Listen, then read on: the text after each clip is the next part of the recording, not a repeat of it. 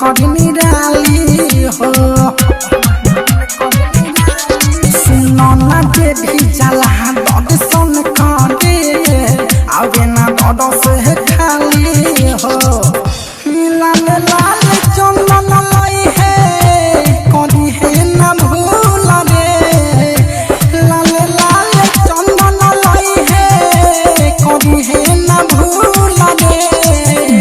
किसे डावाली माई के बैलू न रे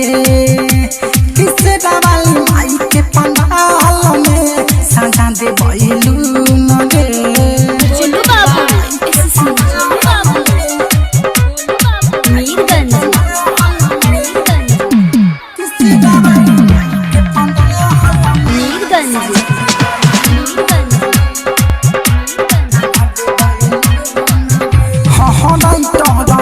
समय अवधि से आंदे गहन भागे दी चल पंडाल में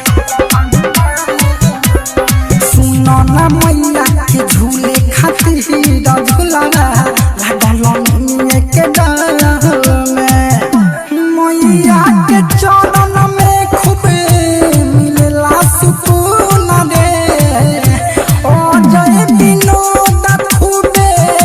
मिलला सुकून किसे डावाली माई के पंडाल